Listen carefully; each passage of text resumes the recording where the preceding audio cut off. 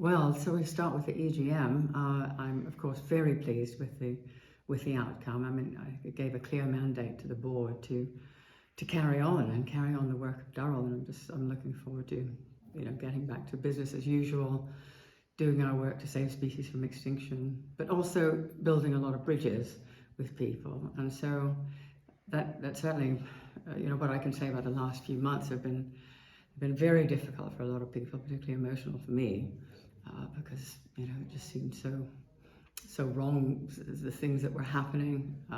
People were not communicating with each other. That's the main thing.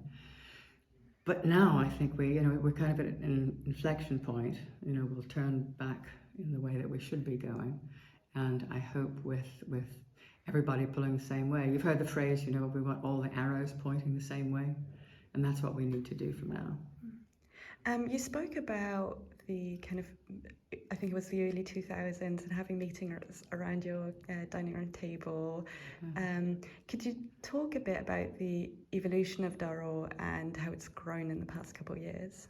We've certainly grown enormously in terms of numbers of staff, in terms of budget, all that sort of thing. There's always a danger if you grow too fast, too quickly, and if you lose sight of your mission. But I think that's one thing about Durrell, is we don't lose sight of our mission. We never have. Jerry started 60 years ago, and he was always very focused, straight on what we were doing, and we have stuck to that.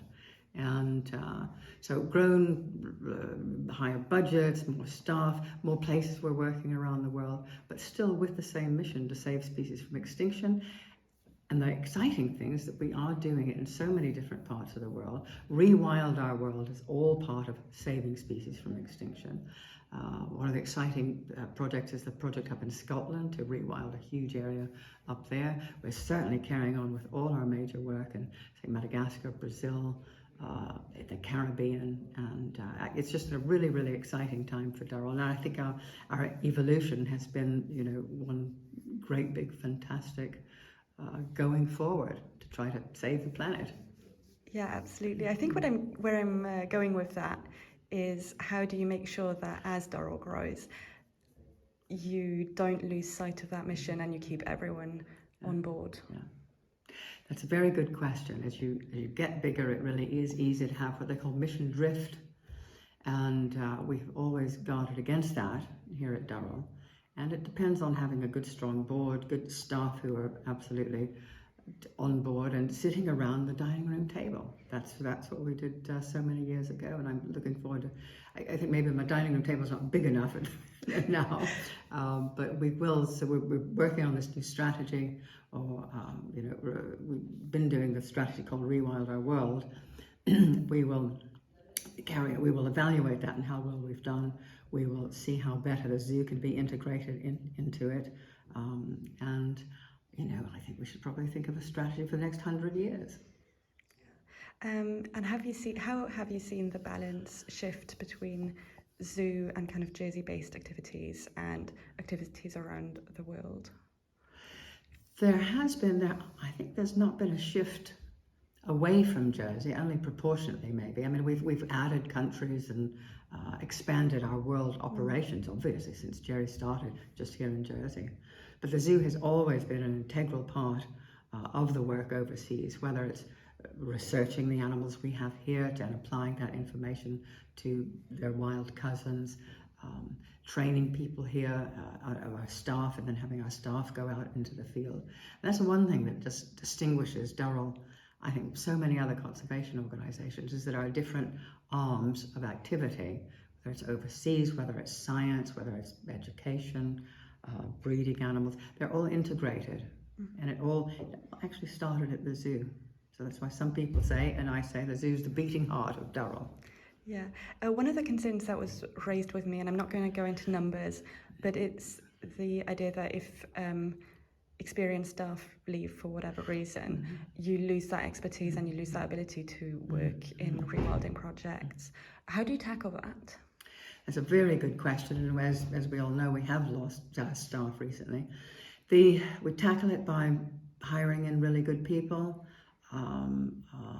learning on the job, learning from those who are still left, reading about things, It takes experience, obviously, and you can't just immediately buy that in. But slowly, gradually, I know that we're going to build up to that expertise, that very fine, valuable expertise that we have lost. But we've got to do it, and we will do it. And then finally, there's a few points that were raised in terms of concerns about animals, about staff. How do you plan to be accountable to staff and to members in, as we said, a growing organisation?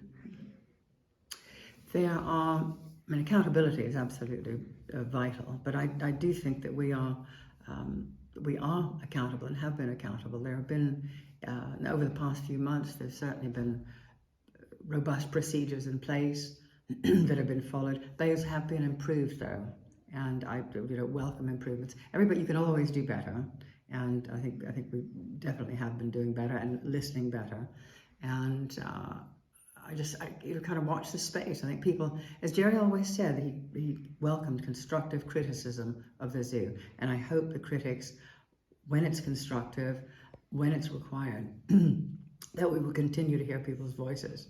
That's the only way that you can get better, but we are getting better. I'm convinced of that. Is there any one point in particular that you'd like to focus on? I would like to focus on the future and people, getting along with each other and respecting each other and being collaborative. And I think developing this new strategy out of the old one is really one way to do that and to bring people together. So I'm looking forward to it. So is there anything you'd like to add or that you'd like people to know about? I hope that people keep in mind that next year, 2025, Gerald Durrell would have been 100 years old. And we are planning lots and lots of celebrations for that, not only here in Jersey, but around the world. I can't say too much more because I want it to be a big surprise for everybody. But everybody's welcome to come to the party and to celebrate, one of the most amazing conservationists in the world, because his legacy is still going strong and we need it more than ever. So come and celebrate with us.